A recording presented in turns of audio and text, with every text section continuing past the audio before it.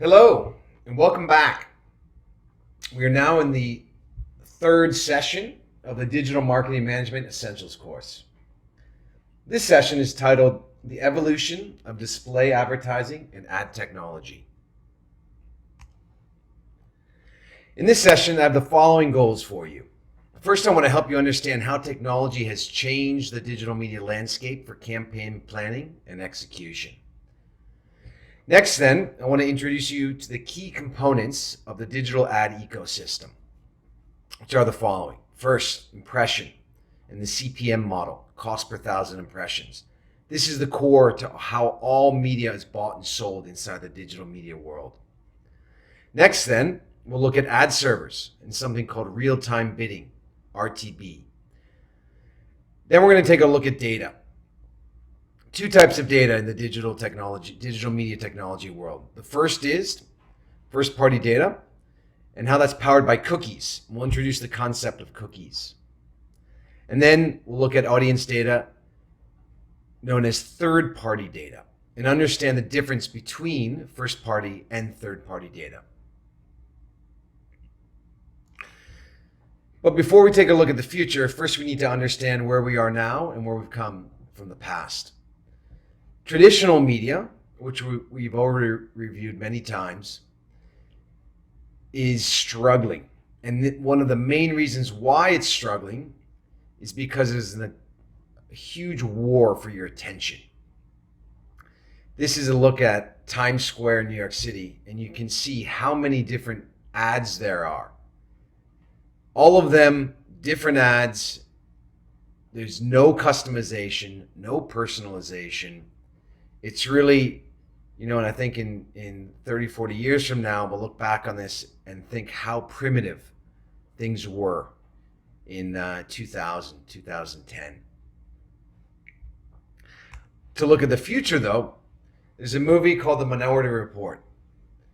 This movie's about 15 years old, but they had a futuristic view of how things would be in the future as it relates to advertising. So let's take a quick look at this video and see what their vision was. A road diverges in the desert. Lexus. The road you're on, John Anderton, is the one less traveled. Make sure you follow. Good evening, John Anderton. Yeah, John Anderton. One-night stands provides gourmet cuisine. You can use a Guinness Well, John Anderton. Escape from it all, Harrison. Just what I can't pay, John Anderton. Forget your troubles.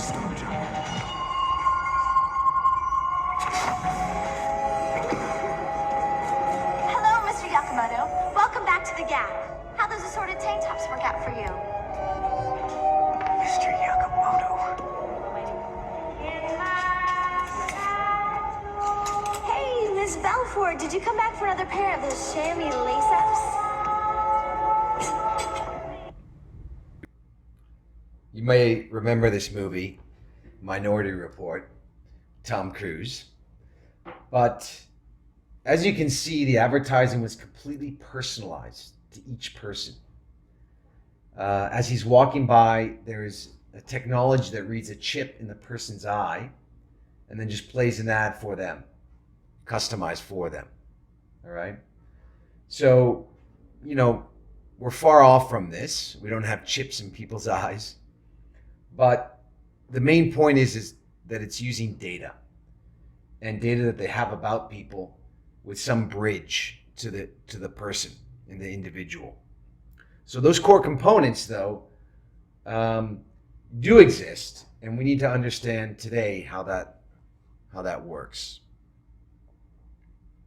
So, another great statement. But today, technology has enabled brands to communicate with us in ways that are more focused, personal, and fit for the situation. They can finally sell us what we need when we need it. And that's really was always the great potential of digital media and digital advertising. And today, it's really a reality if you use the right technologies and the right tactics and techniques. the core thing to really understand is that all of this personalized, data-driven advertising, futuristic advertising, it's only possible through technology. And there's a venture capital firm in New York City called Luma Partners. They've mapped out all of the companies in the digital advertising ecosystem. Right? And this slide is old. It's about 5 years old. It's changed a lot since then. But the point is that at the height of when technology was really shifting, there were hundreds of companies that were really pushing this and driving this. All right. A lot of these companies today are actually no longer in business. Many of them have been acquired by the large titans like Google and Facebook and Apple and Amazon. But they really existed to make the targeting better, make it easier to buy, and make the overall efficiency of digital media much better. All right. So that's a brief introduction. Now let's start with our core concepts. All right. Welcome to the first module in this session. In the last class, we introduced what is known as digital media channels. These are static and video banners played across web publishers and apps. In this first module, we will show you the history of digital display media buying and how technology has changed the game over the last 25 years. We'll also introduce the initial concept of the CPM, cost per thousand impressions. All right, now let's take a look. Our story starts in the early 1990s. As I mentioned before, the first ad that was ever bought was by AT&T, which is a large phone company in the US, bought on MTV.com. In Thailand, however, one of the first websites was Sanook.com. When they first sold advertisements to the market, they sold banner ads just like what you see here. The spots were sold very similar to how a newspaper or magazine is sold. Cost per day, week, or month. But back then this was okay. There were very few websites, limited impressions, and very few advertisers. So this model made sense. But over time, as more and more advertisers wanted to place ads, it was not a scalable model. So the industry needed to find a better way. All right. In the late 1990s, the industry came up with the model in which they sold an ad impression. This way they could sell to multiple advertisers at the same time. Instead of selling just one impression at a time, they could sell 1,000 impressions at a time. And this is what's known as CPM. Not cost per million. It's confusing, annoying. It's cost per 1,000 impressions. So CPM is cost per 1,000 impressions. One impression is when an ad is played on the screen. It can be viewable or able to be viewed in the screen, right? That's the definition of it. But let's take a look at really how this is defined in reality, all right? I'm going to play this video here, and let's watch to see what is considered one impression. All right, so here you have the mobile site of Yahoo loading, people going through it. Oh, there's an ad right there. That came onto the screen, that's an impression. All right, so that ad for Bellroy is an impression. Then they click back, they go around, still scrolling. Oh, there's another impression. That's 2 impressions by Bellroy, all right? There was some content, that's not an ad impression, it's just content. Scrolling down. Oh, there's another ad. Foreigner living in Thailand, insurance. Okay, that was another impression. That's content. Scrolling down. Oh, there's an ad. It's another impression. All right. So how many impressions did you see in that video? Right, there were 4 actually. So that's the definition of an impression in reality. You can see how it's done, how they count it. All right, so this brings us to the end of the first concept. And we have an assignment for you. So what I need you to do is answer the following questions. So the CPM is the currency of digital media. As we mentioned, all media is bought and sold on the ad impression. To test your knowledge and understanding of this, I need you to do the following activity. Answer these 4 questions. Number 1, what are the names of the 3 advertisers in the Yahoo video on the previous slide? So I want you to go back. You can download the PowerPoint presentation from Blackboard and you can actually play the video. So I want you to go through and count how many advertisers you see. Please name those 3 advertisers. Also, how many impressions are there in 1 CPM? So question number 2, how many impressions are there in 1 CPM? That's an easy one.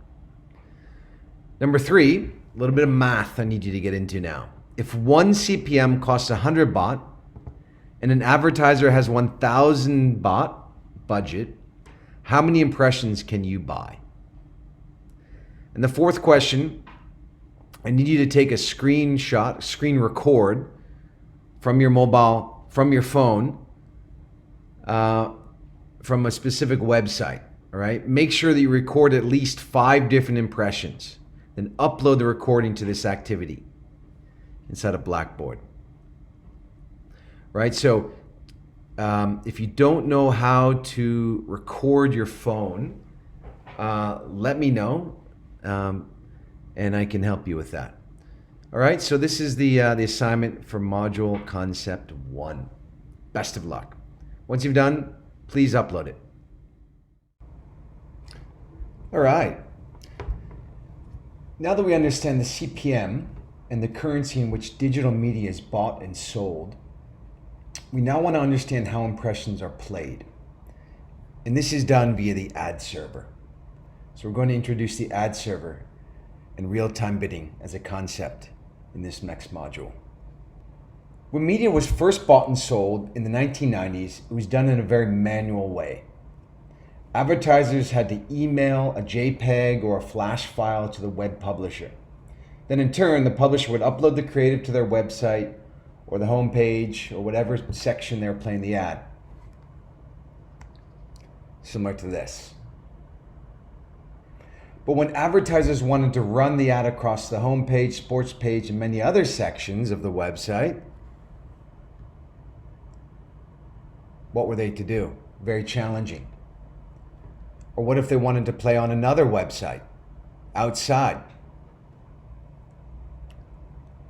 Doing this is a very manual process, and the targeting options were very difficult. For tracking ad performance was even harder. So, the development of the ad server is what was the first game changer. This is what enabled the ability to serve ads across various pages and not just one static page like a magazine. All right, I want to show you a short video, and this is going to introduce the concept of the ad server. Let's take a look. Once upon a time, digital advertising was simple. Advertisers paid publishers directly to place ads on their sites. The ads were hard-coded by hand right on web pages. But that meant digital advertising was slow and inefficient, and not scalable. So then publishers figured out that ads could be delivered dynamically if the ad sizes and spaces were standardized. Instead of loading an actual image, pages carved out a predefined shape as they loaded and called an external server to retrieve the correct image for the space. Because these servers are owned and operated by publishers, they are called first-party ad servers. Soon, publishers started adding more user and page data in requests to the ad server, which meant they could sell and manage targeted campaigns for many different advertisers. They could sell ads exclusively for consumers in Cleveland, to run on Saturdays, and only for people with iPhones. No wonder ad servers were a big hit. But advertisers still had scalability challenges. They might run different ads and campaigns on different sites, which required emailing bulky files to each publisher. A big hassle. It was also hard to get timely and reliable performance data. So advertisers set up their own third-party ad servers and had publishers redirect page requests for creative to those. Now, the same ad could run with multiple publishers at once.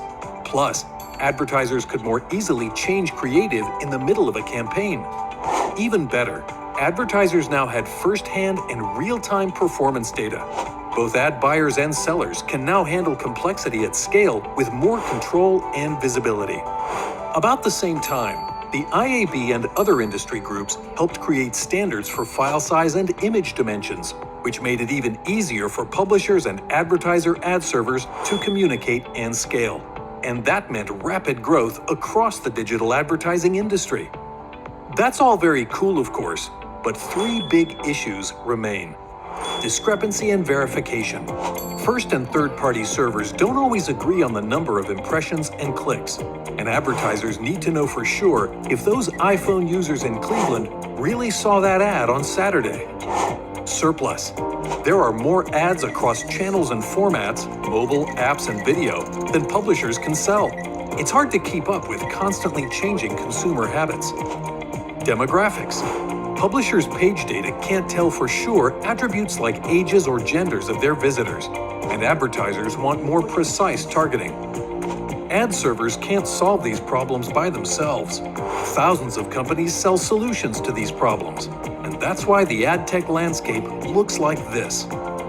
Infinitive's digital ad experts help both publishers and advertisers optimize their ad servers and master their ad tech environments, because that's the only way to make sure the right message reaches the right audience in the right time, which both ad buyers and sellers want, because that's how digital advertising will keep growing. That's the 411 on ad servers. So that was the introduction to ad servers and the concept of the ad server. And that's what made this next slide possible. All right? So now we're going to fast forward to the early 2000s. With the advancement in ad serving technologies, it is now possible for an advertiser to play across many different websites at one time. This is when the creation of the ad network became a reality. So the ad network, right? This is the introduction of the ad network. Ad networks were born, allowing advertisers to buy across thousands of websites.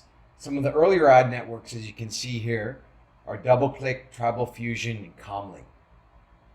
Today, the most popular ad network in the world is known as Google Display Network, or GDN. Through GDN, an advertiser can reach over 1 million websites with tie audience. All right. One important thing to note, however, is during this time, impressions were not optimized and the price was still controlled by the ad network. So for example, if you wanted to sell their sports audience for a CPM of 200 baht, they would set the price. The first one to come and buy was the winner. It wasn't the best way for publishers to get the most out of their inventory. All right. So again, early days, ad network was the way that people then bought and sold. Let's fast forward a little bit further. Then to the late 2000s. What was the situation then? Now there are over 100 million websites, trillions of ad impressions, and nearly 3 million advertisers in the market. What a challenge, right? And again, technology came to the rescue, and this is where something called real-time bidding was invented. All right. Ad networks evolved and then became what are known as ad exchanges and sell-side platforms. Right, and these are some of the early ones. And actually, even today, these are the leaders. All right. So through ad exchanges and sell-side platforms, publishers were then able to sell their inventory in a competitive marketplace where the supply and demand was controlled. This meant that advertisers have found an audience that was high relevance to them, then they could pay more to win the impression. So bidding, right? Just like the stock market or just like an auction. So if I'm an advertiser and I highly value a specific audience, I can bid more for that and win. It also helps the publisher because then they're able to sell specific audiences at a higher rate, right? So again, this is the concept of real-time bidding. Let's take a look now at this video which explains real-time bidding in more detail to reinforce this concept to you. Let's take a look. Welcome to 200 milliseconds, the life of a programmatic ad impression. Jane Doe clicks on a URL and the publisher's content begins to load in browser. Publisher may find information it has stored on Jane Doe, possibly in its data management platform, or DMP. Publisher sends available information to its ad server, asking ad server whether an ad campaign is available that would target Jane Doe. If there is a campaign matching Jane Doe's profile, an ad is served. If no campaign targets Jane Doe, the server seeks to match the impression, programmatically requesting response from selected traders, ad networks, and supply-side platforms, or SSPs. If the impression is not cleared, the server may seek to clear the impression in a programmatic direct way via private exchanges. If the impression is again not cleared, the request is sent to an open ad exchange in hopes of achieving liquidity. Open Ad Exchange sends a bid request containing information on Jane Doe's browser, website URL, and ad type to multiple bidders, including traders, ad networks, and demand-side platforms, or DSPs. Each bidder processes bid request, overlays it with additional user data and marketers' targeting and budget rules. Each bidder's algorithm evaluates the request, selects the creative, and sends it along with optimal bid price to Ad Exchange. Ad Exchange selects winning bid from bidders' responses through second price auction. Ad Exchange sends winning ad URL and price from winning bid to Publisher's ad server. Publisher's ad server tells Jane Doe's browser which ad to display. Jane Doe's browser pulls ad from winning bidder's ad server and sends matching ad to browser. Browser displays web page, including matching ad. Winning Bidder's ad server receives ad tag data on Jane Doe's initial interaction experience. And that is 200 milliseconds, the life of a programmatic ad impression. For more information, visit us at MediaCrossing.com. So that is the explanation of real-time bidding, or a demonstration of real-time bidding. You can see every impression that goes out through various platforms, ad exchanges, and sell-side platforms. It gives the opportunity for the advertisers to bid on that. So multiple advertisers can bid on it, and then the winning bid wins the impression. All right? So that then takes us forward through to the early 2010 time period. All right? And this is the last and final evolution of buying display media. All right? Nothing beyond this, so don't worry. This is the last step, and this is kind of stage, and this is where we are today, all right? So in that video, they mentioned a demand-side platform. Let me explain what that is. A demand-side platform is a system that allows buyers of digital advertising to manage multiple ad exchanges and data exchanges through one interface. So as you saw on the previous slide, there's many different ad exchanges, many different sell-side platforms. It's very challenging for the advertiser. So this is why the DSP, or demand-side platform, was created. A DSP has advanced algorithms that allow advertisers to buy audiences and predict what audience will respond to the ad. The world's most popular DSP are the Trade Desk and Google's Display and Video DV360. All right, so I'm featuring both of those here. These are the two most popular. So as an advertiser, you can use either of these. In Thailand, Display and Video 360 as part of the Google platform is more popular, just because people are very familiar with Google inside Thailand. For this class, in the master's class, we'll give you an introduction to Google's display network called GDN. And for the Thai market, GDN has performance that matches their DSP. So you'll learn how to buy this display media in the master's class. All right, so this brings us to the end of this module. And now just a little quiz for you. So what I'd like you to do is complete this quiz, all right? So let's just run through the questions. what I want you to do first is, in your own words, I want you to describe what is an ad server and what are the benefits of an ad server. Question 2, what is the difference between a first-party ad server and a third-party ad server? Question 3, what are some of the targeting capabilities that an ad server can provide? Question 4, with ad server, what type of performance tracking is possible? What were the 3 main issues with the ad server model, right? And then in real-time bidding, what controls the price of the impressions? So give it your best shot. Again, don't worry if it's the wrong answer. We're going to review the answers in the weekly tutorial Q&A. Please complete it and then upload back to the assignment module in Blackboard. Thank you so much. Welcome to Module Concept 3. Now that we understand the technology behind how an ad impressions are bought and sold, now we'll take a look at how data is used in those buying decisions. So this is the introduction to behavioral data, first-party data, and cookies.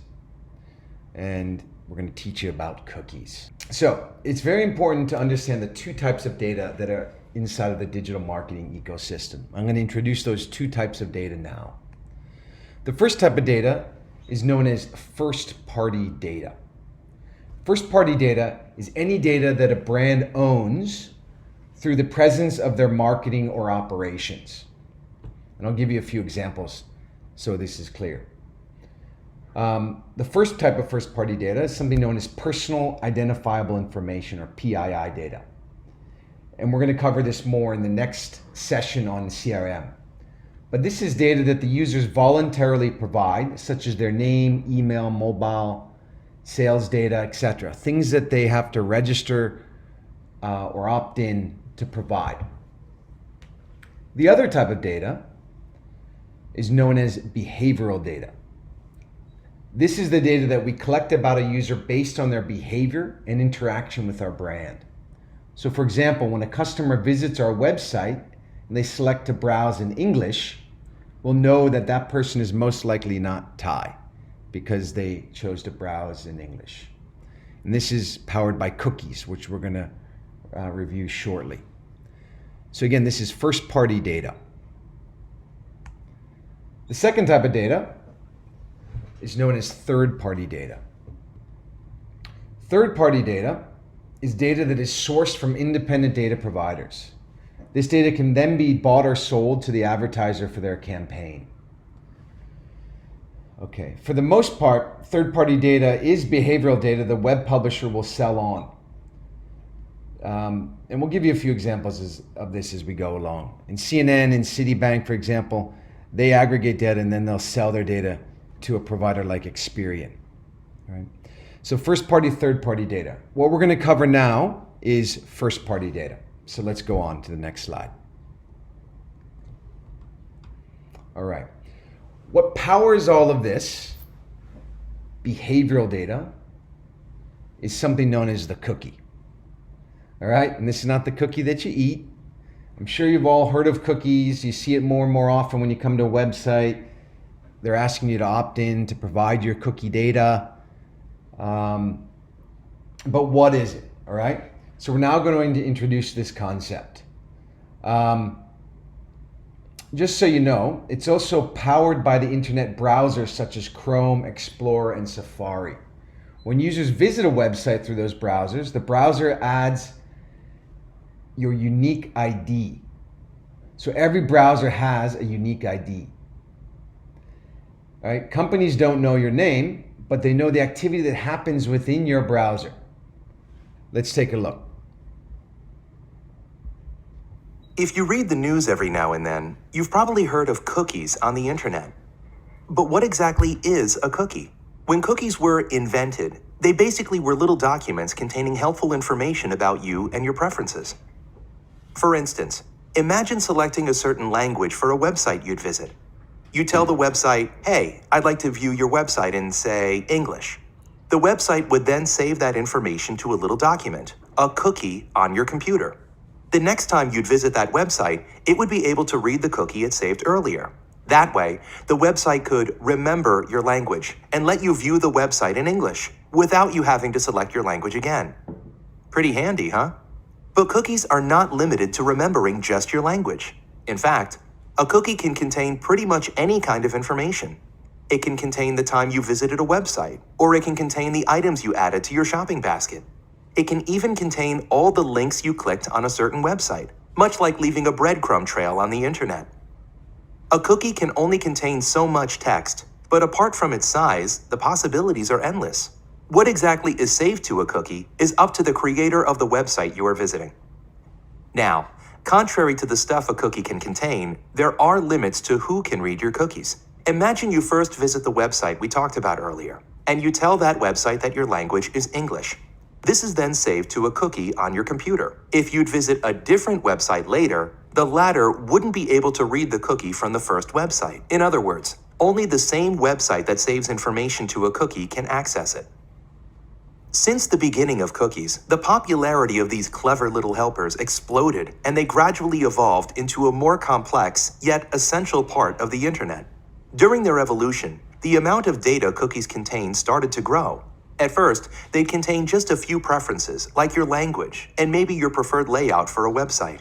But soon, developers realized that the more information they could store about you, the better they could suit your needs. Cookies started containing more and more data, and eventually started pushing their size limitations. Subsequently, developers came up with a clever workaround. What if they would simply store a unique ID in a cookie on your computer, and save the rest of the data in their own system? That way, they could save unlimited amounts of data. The cookie would simply serve as an identifier for your computer, much like a dog tag by which the website can recognize you and look up your data in its own system. This was the first leap towards so-called third-party cookies. As mentioned, only the same website that saved data to a cookie can access it later. But one website can actually contain bits of another website. These bits and pieces of other websites, embedded in the website you're visiting, are actually able to access cookies they saved to your computer earlier. Imagine visiting a news website. Apart from news articles, many news websites contain a couple of ads. These ads are in most cases bits of other websites embedded into the news website. Now, the news website you're looking at may not have saved any cookies to your computer and thus know nothing about you. But where do the ads come from? It's not unlikely that the ads on the news website are embedded from the same website as the ads on another website you visited earlier.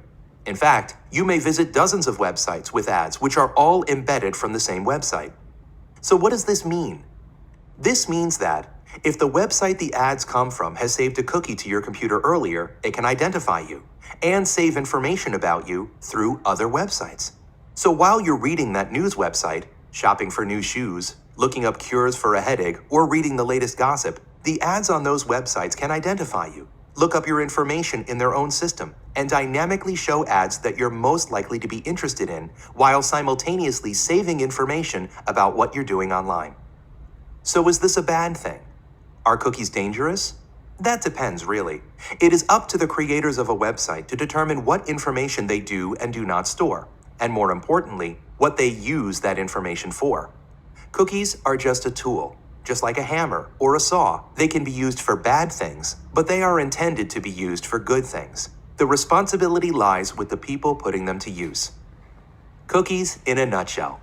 To read more on digital transparency, go to www.advertisement.com. All right, so that's the introduction to a cookie.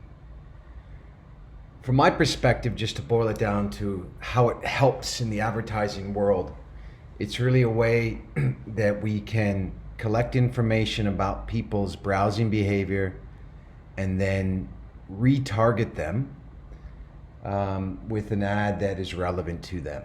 And we're going to show you lots of examples of that going forward. All right, so now that we know what a cookie is, now let's see what we need to collect and examples of how to segment for remarketing. All right.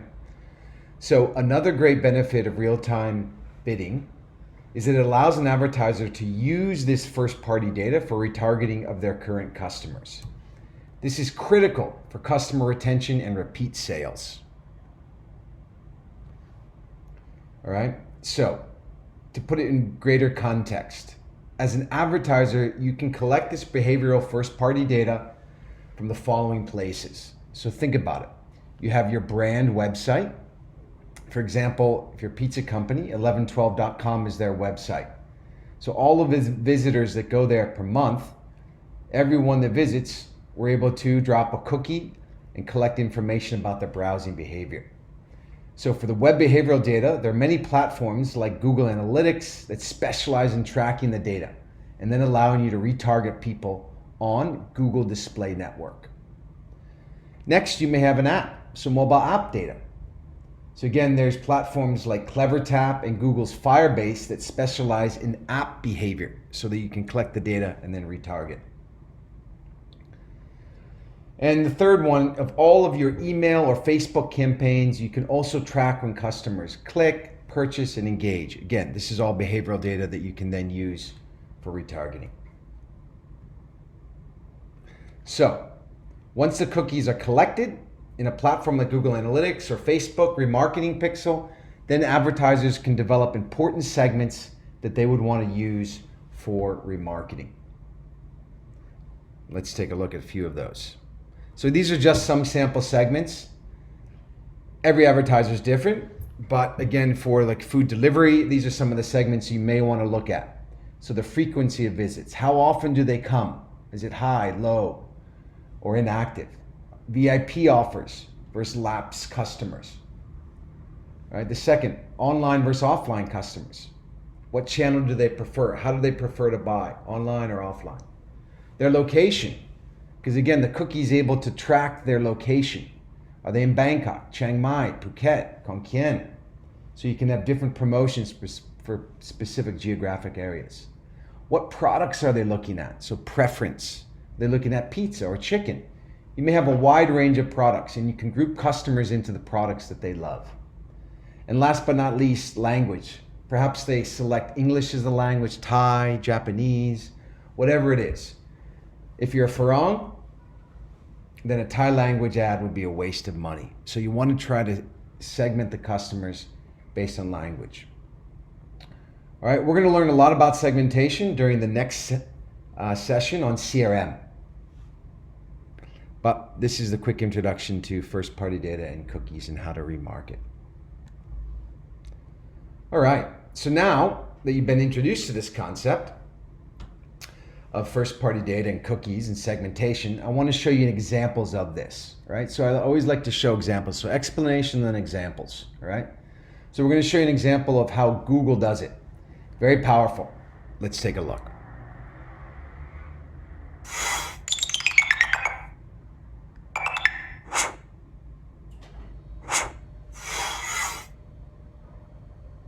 Imagine a customer visits your website to purchase an item. They place the item in their shopping cart, but for whatever reason, never complete the purchase. It's not uncommon. In fact, approximately 96% of the people who visit a website leave without completing many of the actions marketers want them to take. And about 70% abandon their shopping cart without completing a purchase. What if you could easily re-engage those customers as they browse the internet and entice them back to your site to complete their purchase? Well, now you can, with remarketing with Google Analytics. Remarketing with Google Analytics lets you follow up with people who have already visited your website, deliver ad content specifically targeted to the interests they expressed during those previous visits, and turn those unconverted visitors into new business opportunities. And we've made it unbelievably easy to set up. With just a few simple steps, you can segment your website users based on their behavior or geographic location, and create remarketing lists of those users. Then use your remarketing lists to target those users who, for instance, need specific products. In order to use remarketing, you will need to link your Google Analytics and AdWords accounts. With your accounts linked, you can import, view, and use your defined remarketing lists directly in AdWords. Then, with the large number of websites included in the Google Display Network, or GDN, connect with hundreds of users as they browse the internet and show them targeted ads that respond directly to what they're looking for.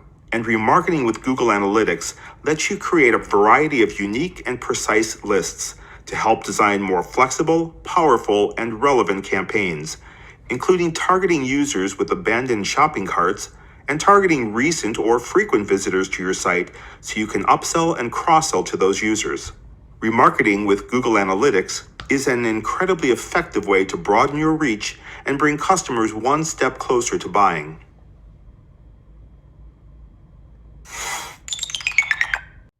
All right. So hopefully that gave you a good idea of how it works, but let's give real life examples.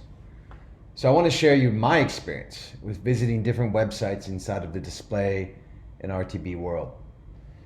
So I visited a few sites here, and as I, in my job day to day, I'm always visiting different ad technology sites, right?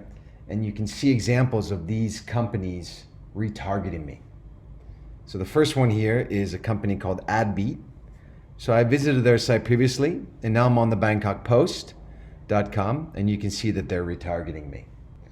The next one is a company called MuleSoft, which is owned by Salesforce.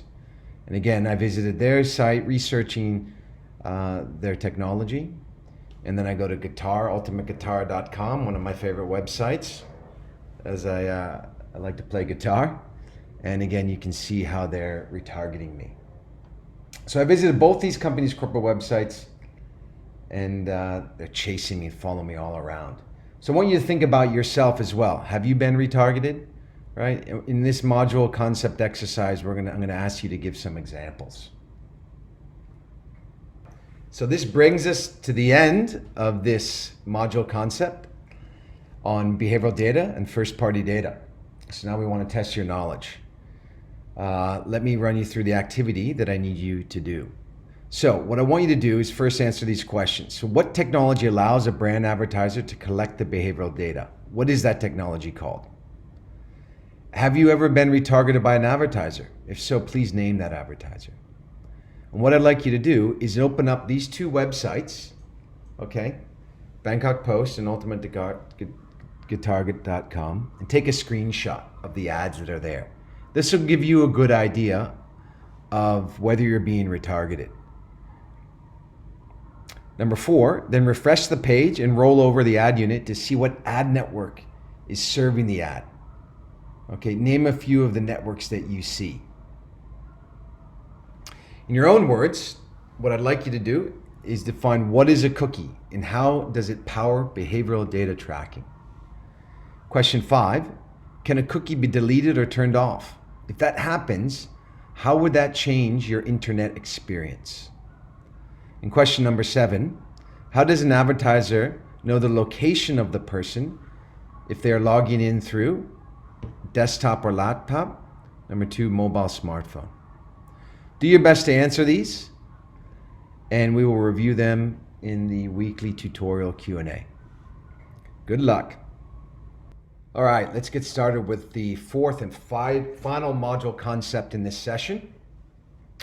Using third-party data to find new audiences and optimize your campaigns.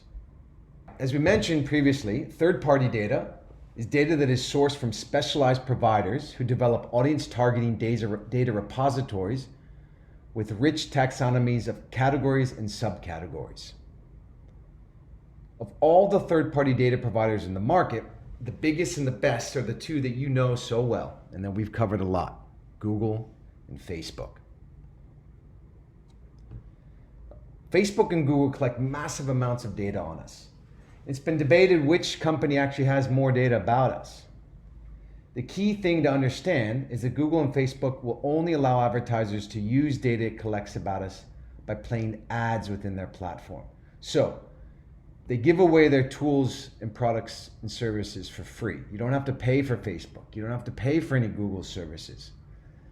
But they're tracking everything you do.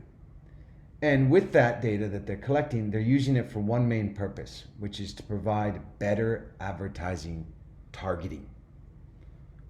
So let's take a look at each of these platforms and understand where and how they can collect data on us.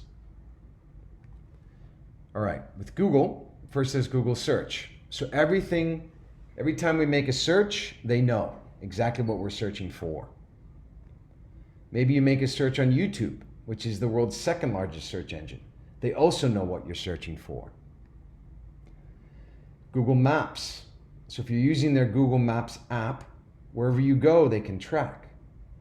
Restaurant, fitness center, mall, golf course, wherever you go, they can track and deduce your behavior and your profile based on where you visit. Next, Google Chrome. So if you use a Chrome browser on your desktop or mobile, they know exactly the websites that you're visiting. They also know the ads that you're clicking on if it's served through the GDN network. Gmail. So if you're using Gmail and you open it in a web browser, they know exactly the types of emails that you prefer, what you click on. Again, all of this data feeds into the Google data repository. And last but not least, Google Android. So if you're on an Android phone, again, they know the apps that are on your phone and they know how much time you're spending with each app. Again, all of this information feeding into the profile they can develop about you. So does Google have more data on you or Facebook? The main difference between Facebook and Google is that Facebook requires a user to log in and share their personal information. For example, in the About profile, they can track your employer, university, dating status, life events, things like marriage or children, places you visited, and much, much more. Let's take a little bit further deep look at the type of data that Facebook collects on us. So again, this is from the About section. WhatsApp as well, everything you do within WhatsApp. Facebook search as well, when you're making searches within there, they know what you're looking at. Groups, they know the groups, which means they know your passions. Messenger, all right, everything again, the topics and keywords that you're putting inside of there, they can track. Also your locations, they can track through this. All right, so Google versus Facebook. Who is collecting more data about us? Who has better targeting? This is up for debate and will be one of the questions in the module. Let's move on. So a nice tool that Google provides is something called their ad settings. So if you want to know what your profile is, your personal profile, please go to this link that you see there and they'll tell you exactly the segments that you're in. This is for me personally, Russ Conrad, and it's fairly accurate. I'm 45 years old, actually 46 now. I'm a male, I work in advertising, and I love American football. So they're getting at least the first 4 segments are pretty spot on. So again, what Google does is they collect data and they put it into these anonymous segments that they can use to allow advertisers to target you. So I hope this helps you understand, again, a little bit more about how these 2 platforms can target you. All right. Now, we're going to move on and take a look at other third-party data providers.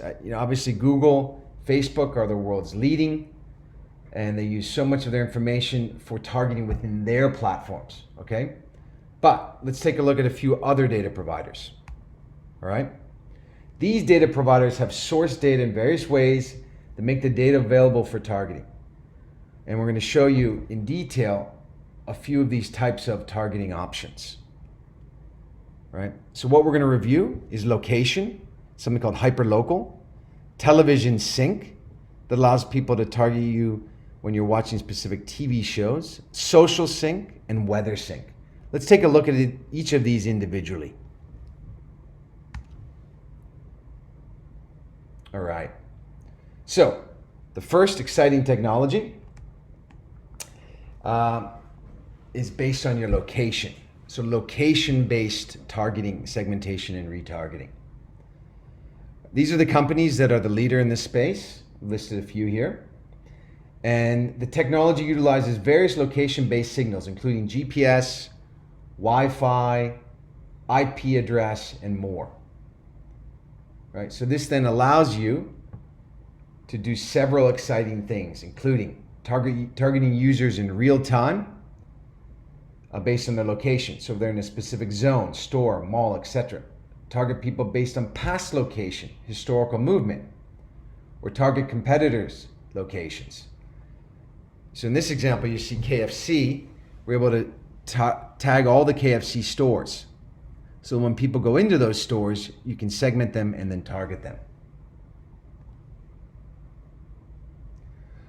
All right, I want to show you here an example of a company called Bliss, and they're one of the leaders inside of this location-based segmentation. And we're going to show you a case study from Triumph Underwear that they use to drive relevant users into their stores. Let's take a look.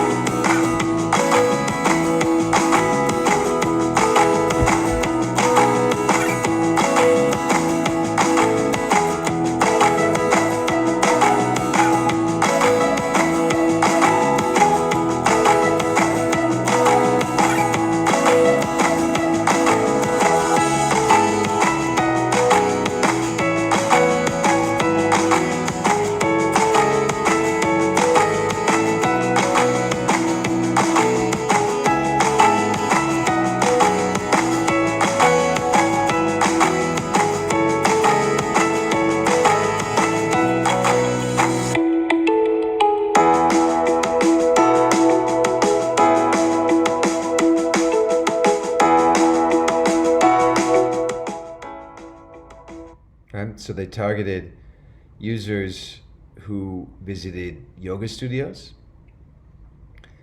and they decided that this is the group of users that would most match their customer target and who would be most likely to buy their product. So after they visited the yoga studio, they built up these segments and they could then target them. Very, very powerful. All right, let's now take a look at something called TV sync technology.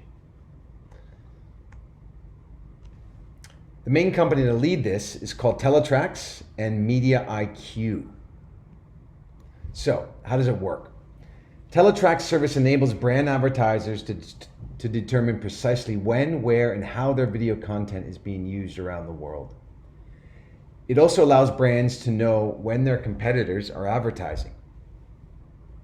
The new solution combines Teletrax TV synced ads technology and data platform with Media IQ's real-time analytics technology platform, AIQ, to enable advertisers to push an ad on the second screen in sync with what is airing on TV.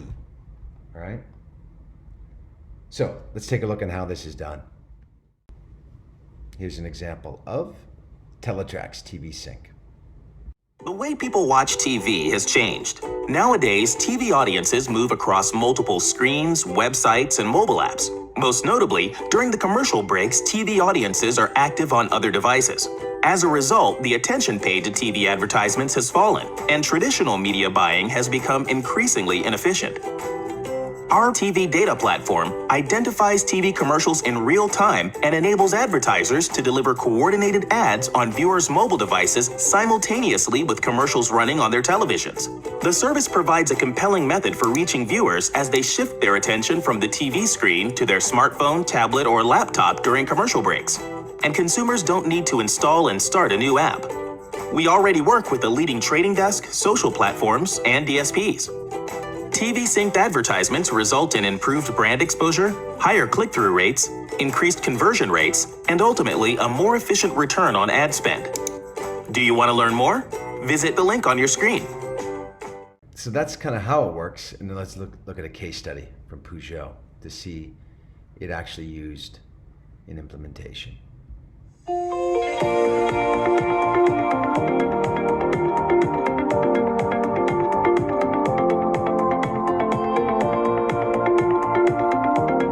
How often do you log into Facebook while watching TV?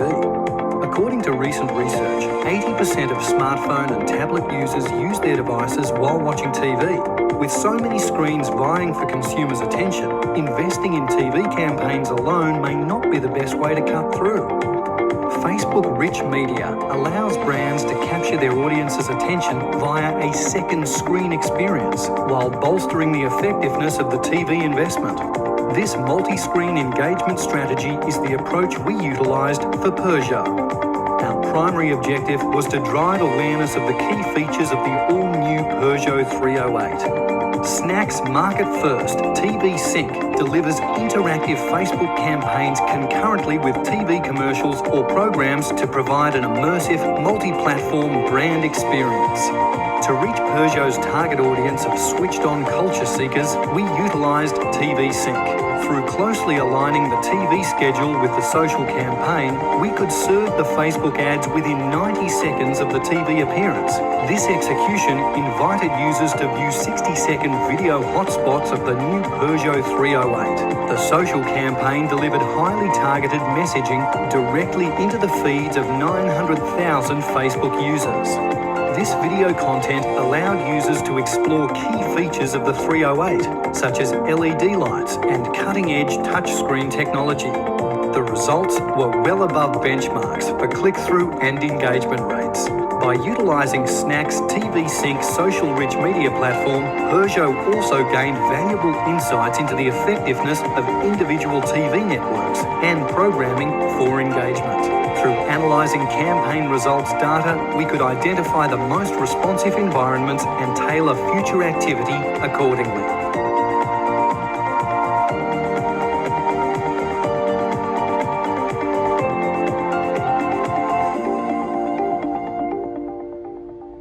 TV Sync.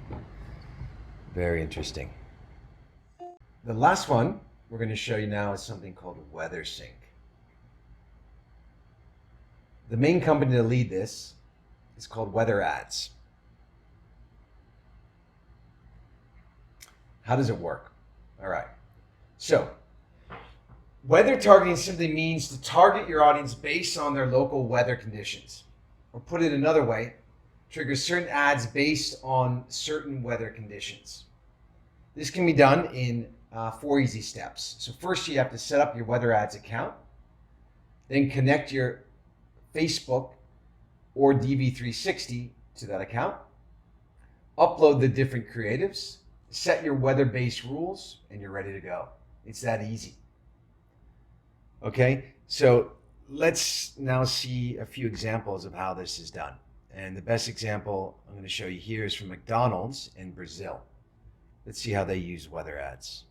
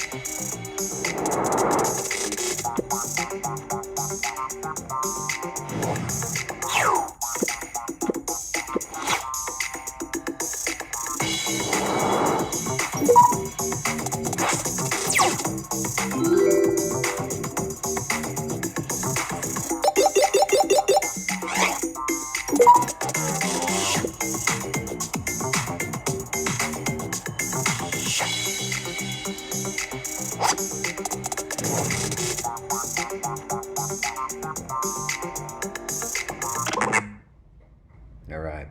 So as you can see, certain temperature ranges, it have different ads. For Thailand, you could do something similar. For Thailand, you'd want to think about the rain, particularly this time of year in June to October. So when it's raining, people are more likely to maybe want to do food delivery. So it could work well for companies like that. Okay. Now, we're going to close out this by showing an advanced case study. This comes from London, and they use data, various different types of data. both first-party, third-party behavioral data, but also data that's collected from different devices. And you're going to see what I mean. It's very, very exciting, and won a lot of awards, actually. So let's take a look.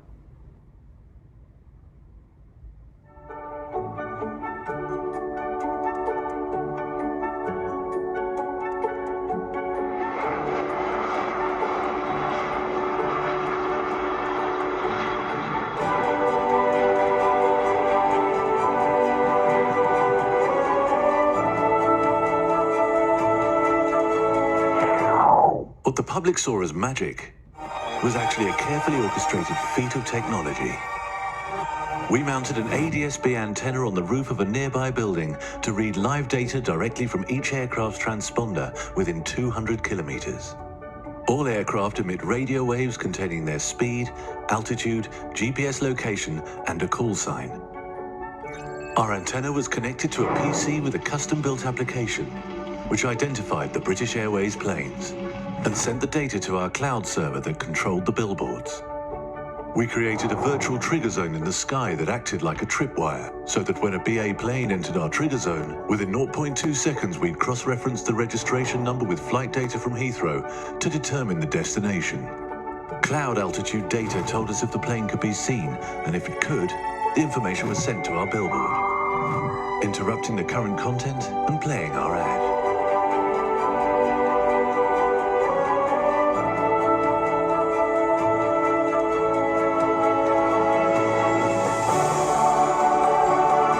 Targeted a moment. The moment a plane flies overhead, inspiring our audience to share what they saw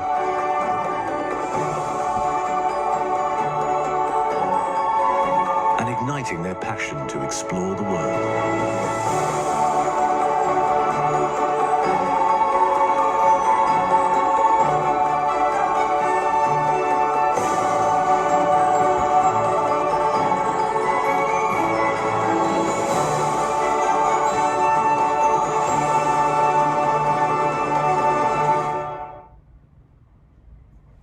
Very, very interesting, and hopefully inspiring. So this now brings us to the end of this concept.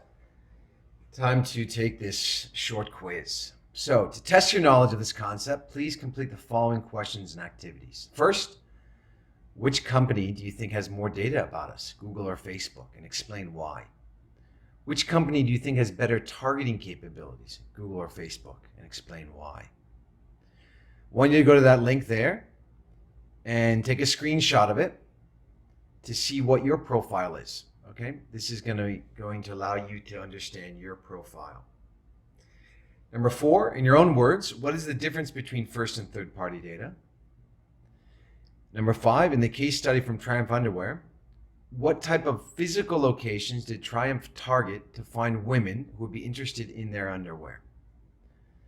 Question 6, from the Peugeot case study on TV Sync, what percentage of users will watch TV at the same time they're surfing the internet from their mobile devices? Number 7, from the Peugeot case study on TV Sync, what additional content was provided to the users online that they could not get from just watching the TV commercial on TV? And the last one, for WeatherSync campaign, we showed a case study at McDonald's. Give us an example of another product or service that could use WeatherSync and explain how. So I want you to start thinking of how this technology can be applied. All right, so that's the assignment. That's the end of this session. Please remember to complete all of your assignments. There's 4 in total.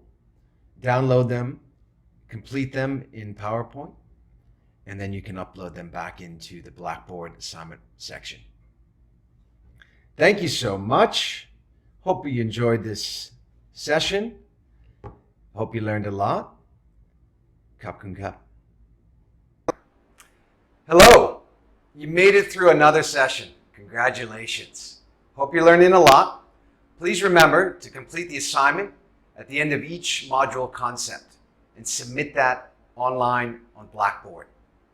Also, we hope to see you this week in the weekly Q&A where we can answer all of your questions, get your feedback, and continue the learning online in a live session. Thank you so much. Hope you're enjoying.